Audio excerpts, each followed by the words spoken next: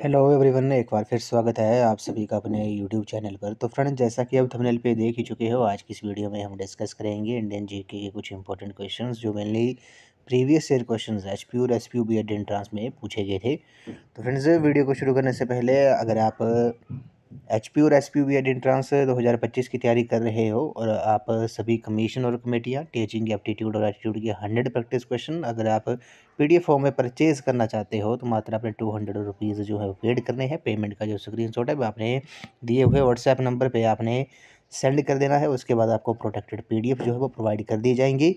उसके बाद आपको अलग अलग व्हाट्सएप ग्रुप में जो है वो जोड़ दिया जाएगा। बॉयज़ के लिए अलग व्हाट्सएप ग्रुप होगा, गर्ल्स के लिए अलग व्हाट्सएप ग्रुप होगा।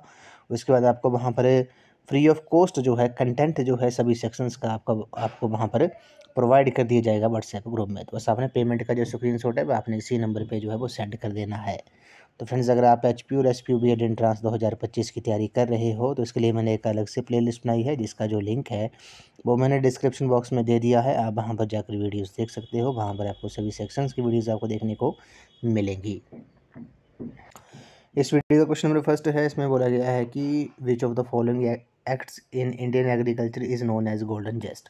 तो भारतीय कृषि में निम्नलिखित में से किस कार्य को गोल्डन जेस्ट के नाम से जाना जाता है। काफ़ी इंपॉर्टेंट क्वेश्चन है। क्वेश्चन नंबर 136 का जो राइट आंसर हो जाएगा वो आपका ऑप्शन नंबर सी हो जाएगा। केसर की खेती जो है इस क्वेश्चन का राइट आंसर है।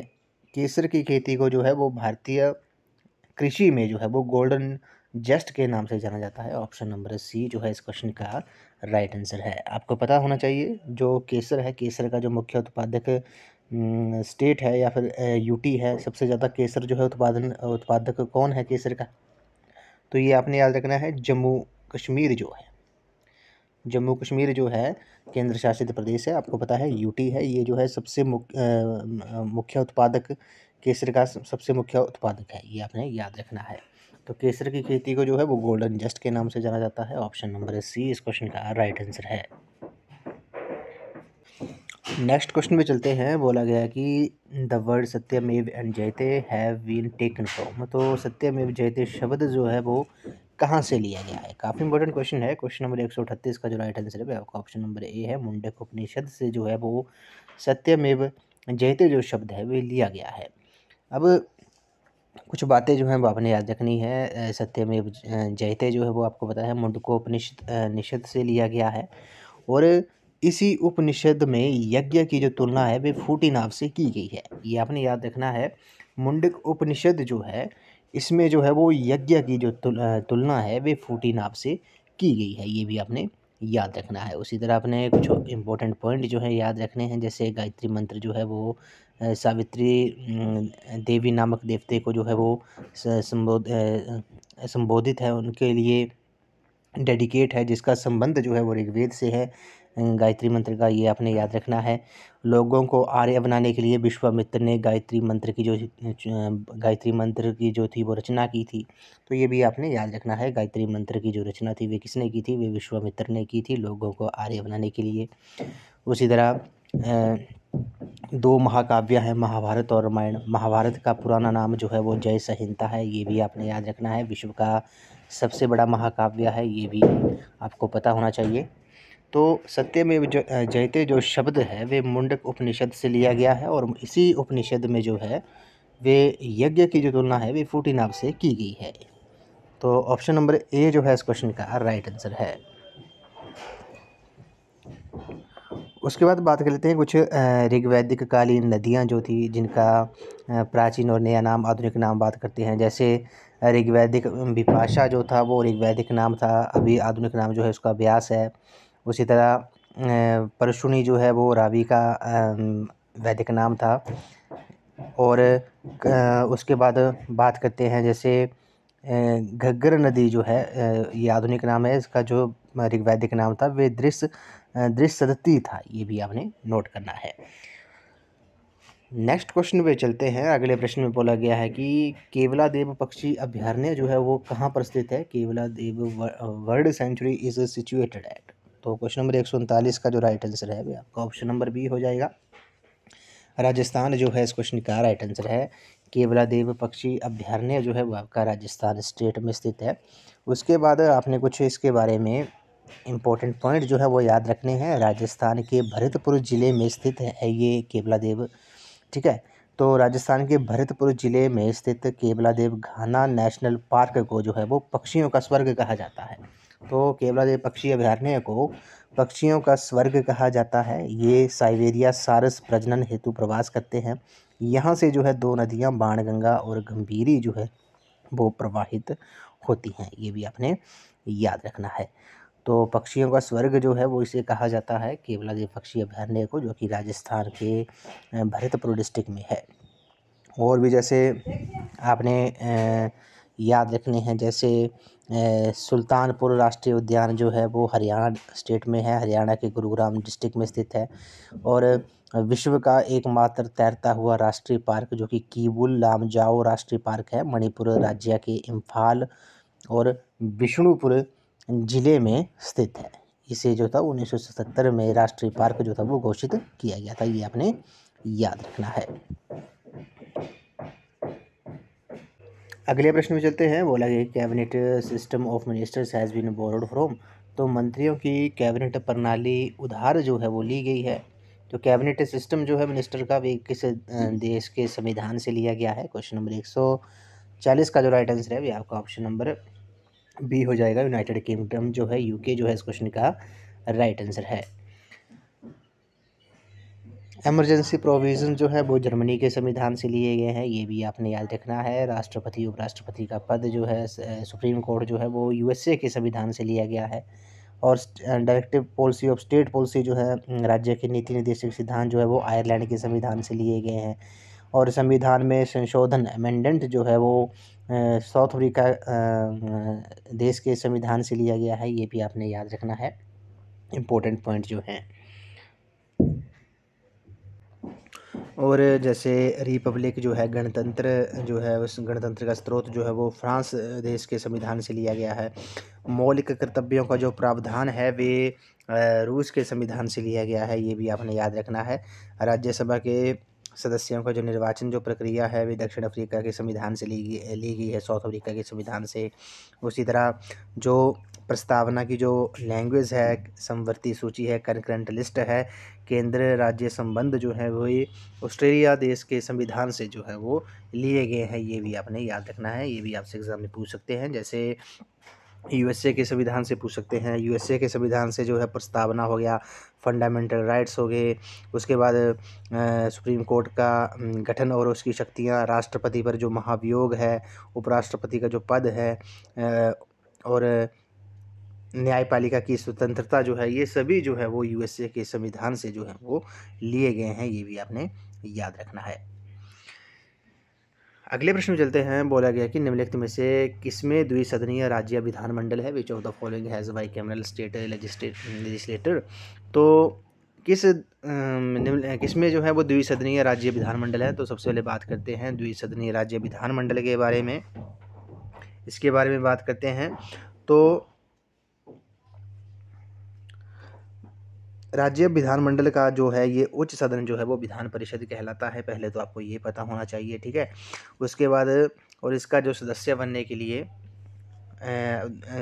द्विसदनीय की बात करते हैं। जैसे द्विसदनीय राज्य विधानमंडल होता है जैसे कि किस स्टेट में जो है वो विधानसभा के साथ साथ विधान परिषद भी है, ठीक है। विधानसभा तो जो आपको पता है सभी स्टेट में होती है, या फिर यूटीज़ में भी होती है, जैसे दिल्ली होगी, ठीक है।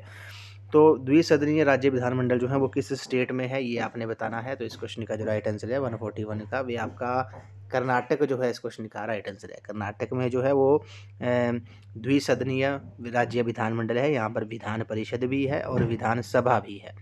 अब विधान परिषद का जो सदस्य बनने के लिए जो न्यूनतम आयु होती है वे 30 वर्ष होती है, और इनका जो कार्यकाल होता है विधान परिषद का वे 6 वर्ष का होता है। और जबकि विधानसभा का जो कार्यकाल होता है ये इसका 5 वर्ष होता है। और विधानसभा का सदस्य निर्वाचित होने के लिए जो है वो न्यूनतम आयु सीमा जो है वो 25 वर्ष है। ये भी आपने याद रखना है। इम्पोर्टेंट है, कई बार जो है एग्जाम में पूछ सकते हैं। तो कर्नाटक स्टेट में जो है वो द्विसदनीय राज्य विधानमंडल है। यहाँ पर विधान परिषद भी है और विधानसभा भी है। नेक्स्ट क्वेश्चन पे चलते हैं। बोला गया कि सिंधु घाटी सभ्यता का बंदरगाह शहर जो है वो कौन सा है? Which was the port city of Indus valley civilization. तो 142 का जो राइट आंसर हो जाएगा वे आपका ऑप्शन नंबर सी है, लोथल जो है इस क्वेश्चन का राइट आंसर है। लोथल जो है वो प्रेजेंट में कहाँ पर है? ये गुजरात स्टेट में है, ये भी आपने नोट कर लेना है।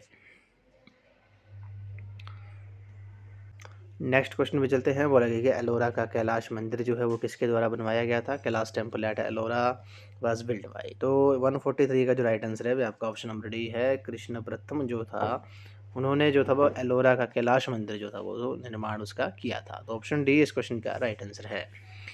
नेक्स्ट क्वेश्चन पे चलते हैं। बोला गया कि देव समाज वाज फाउंडेड बाय। तो देव समाज की स्थापना जो थी वो किसके द्वारा की गई थी? इंपॉर्टेंट क्वेश्चन है। 144 का जो राइट आंसर है वो आपका ऑप्शन नंबर सी है, शिव नारायण अग्निहोत्री जो है इस क्वेश्चन का राइट आंसर है।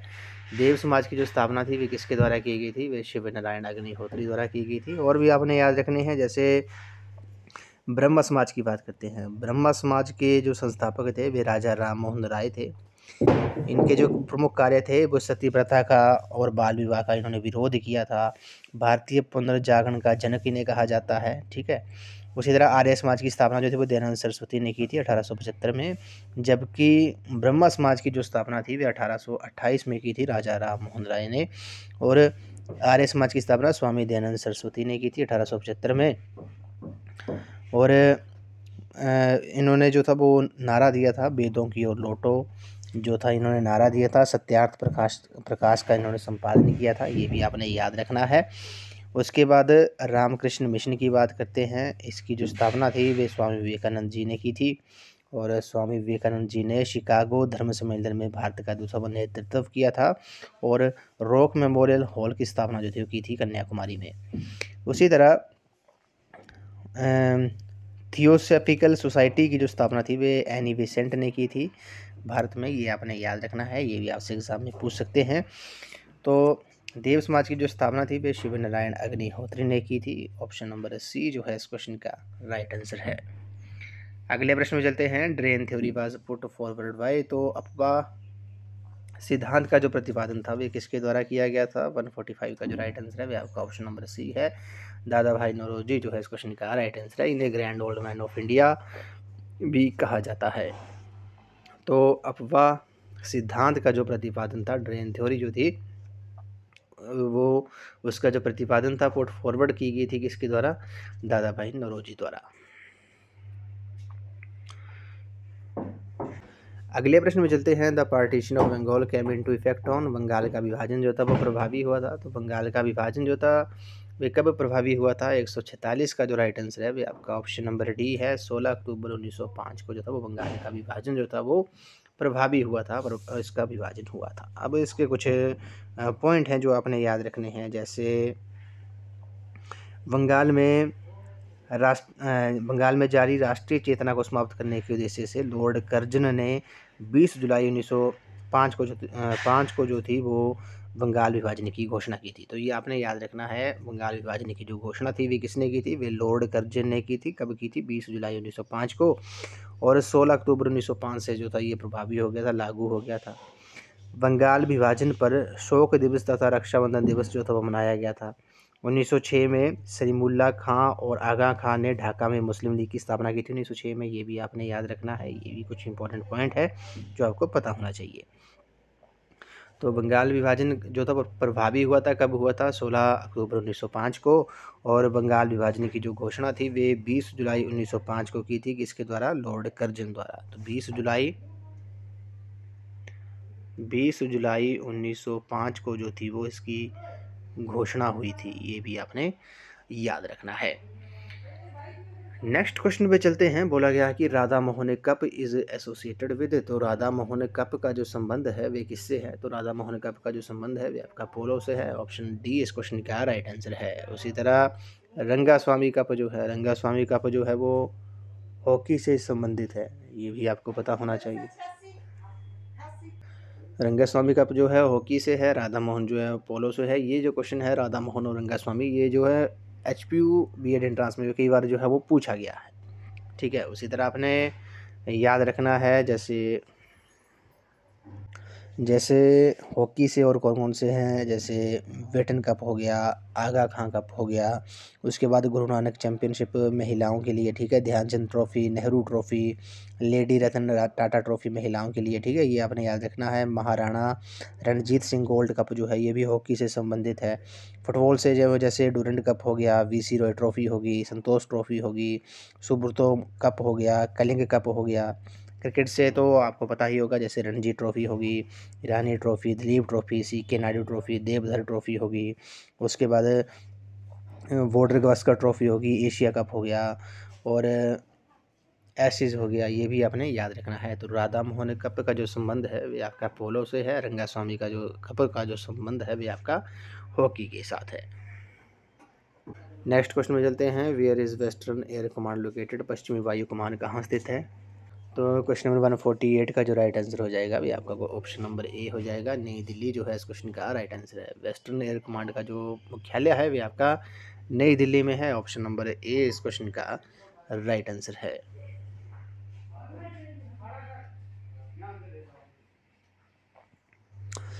अगले प्रश्न में चलते हैं। बोला गया कि पीर निगाह फेयर जो है वो कहाँ मनाया जाता है? पीर निगाह मेला जो है वो कहाँ मनाया जाता है? तो ये बसोली में मनाया जाता है। ऑप्शन नंबर डी जो है इस क्वेश्चन का राइट आंसर है। पीर निगाह फेयर जो है वो आपका सेलिब्रेट किया जाता है बसोली में। ऑप्शन नंबर डी इस क्वेश्चन का करेक्ट आंसर है।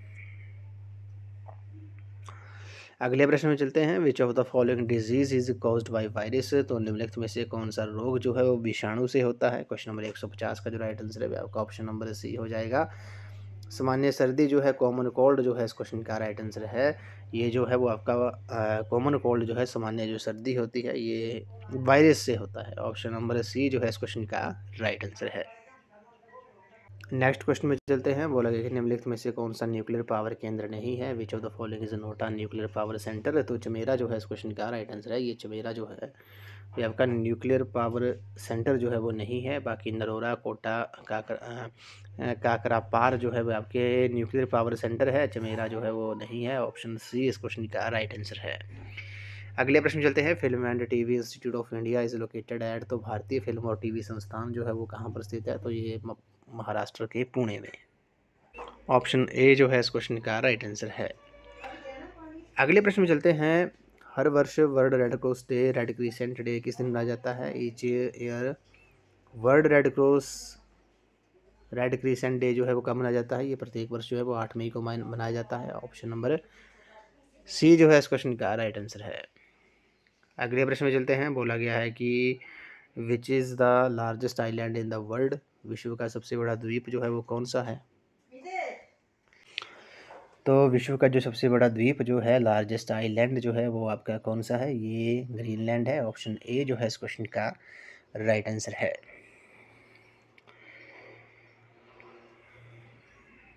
इस वीडियो का लास्ट क्वेश्चन है। Who is the present chief justice of India? Bharat के वर्तमान मुख्य न्यायाधीश जो हैं वो कौन है? तो इसमें नहीं है, ऑप्शन में नहीं है, क्योंकि ये जब एग्ज़ाम हुआ था तब जो थे वो धनंजय यशवंत चंद्रचूड़ जो थे वो चीफ जस्टिस थे भारत के। अभी प्रेजेंट में जो है वो संजीव खन्ना है। जस्टिस संजीव खन्ना जो हैं वे भारत के प्रेजेंट में जो हैं वो चीफ जस्टिस हैं, और ये 51st है, 51st चीफ जस्टिस हैं। ये भी आपने याद रखना है। तो भारत के जो मुख्य न्यायाधीश हैं, चीफ जस्टिस ऑफ इंडिया हैं, वे कौन है? जस्टिस संजीव खन्ना है। ऑप्शन में नहीं है। धनंजय यशवंत चंद्रचूड़ जो थे वो उसमें थे जब ये एग्ज़ाम हुआ था, वे 50वें थे। अभी जो है 51st जो है वो संजीव खन्ना है। तो फ्रेंड्स, आज की इस वीडियो में बस इतना ही। आज हमने इंडियन जीके के कुछ इंपॉर्टेंट क्वेश्चन डिस्कस किए जो मेनली प्रीवियस एचपीयू और एसपीयू बीएड एंट्रेंस के एग्ज़ाम में ये क्वेश्चन जो थे वो पूछे गए थे। हर एक क्वेश्चन को हमने थोड़ा डिटेल में डिस्कस किया, ताकि अगर यहाँ से कोई क्वेश्चन एग्ज़ाम में डिराइव होता है तो आपको एग्ज़ाम में जो है वो काफ़ी हेल्प जो है इससे मिलेगी। तो फ्रेंड्स, अगर आप एचपीयू और एसपीयू बीएड एंट्रेंस की तैयारी कर रहे हो तो इसके लिए मैंने एक अलग से प्लेलिस्ट बनाई है, जिसका जो लिंक है वो मैंने डिस्क्रिप्शन बॉक्स में दे दिया है। आप वहाँ पर जाकर वीडियोस देख सकते हो। वहाँ पर आपको सभी सेक्शंस की वीडियोस आपको वहाँ देखने को मिलेंगी। तो फ्रेंड्स, अगर आप सभी कमीशन और कमेटियाँ, टीचिंग एप्टीट्यूड और एटीट्यूड के 100 प्रैक्टिस क्वेश्चन अगर आप परचेज़ करना चाहते हो PDF फॉर्म में, तो आपने 9816270168 नंबर पे आपने व्हाट्सएप कर देना है। पेमेंट का जो स्क्रीनशॉट है 200 रुपीज़ का भी आपने इस नंबर पे व्हाट्सएप कर देना है। उसके बाद आपको प्रोटेक्टेड पीडीएफ जो है वो आपको प्रोवाइड कर दी जाएंगी। उसके बाद आपको दो अलग अलग व्हाट्सएप ग्रुप में जो है वो जोड़ दिया जाएगा। गर्ल्स के लिए अलग व्हाट्सएप ग्रुप होगा, बॉयज़ के लिए अलग। और उसके बाद आपको उन व्हाट्सएप ग्रुप में फ्री ऑफ कॉस्ट जो है इंपॉर्टेंट कंटेंट जो है एचपी और एसपीबी एंट्रांस के रिलेटेड सभी सेक्शंस का भी आपको वहाँ पर प्रोवाइड जो है वो कर दिया जाएगा। तो बस आपने पेमेंट का जो स्क्रीनशॉट है वो आपने इस नंबर पे सेंड कर देना है। आपको प्रोटेक्टेड पीडीएफ जो है वो प्रोवाइड कर दी जाएगी। उसके बाद आपने वीडियोस को भी कंटिन्यू देखना है, वीडियोस को भी आपने पूरा देखना है। शॉर्ट फॉर्म में जो है वो नोट्स भी जरूर डालने हैं, क्योंकि इससे जो है रिवीजन के टाइम जो है वो आपको काफ़ी हेल्प जो है वो आपको मिलेगी। तो फ्रेंड्स, आई होप आपको ये वीडियो पसंद आई होगी। तो वीडियो को लाइक शेयर एंड कमेंट जरूर कर दें, चैनल को सब्सक्राइब भी जरूर कर दें, बेल आइकन प्रेस करना ना भूलें, ऑल नोटिफिकेशन ऑन कर दें ताकि मेरे आने वाली हर वीडियो की नोटिफिकेशन जो है वो आपको मिलती रहे। तो आई होप आपको ये वीडियो पसंद आई होगी। तो थैंक यू फ्रेंड्स।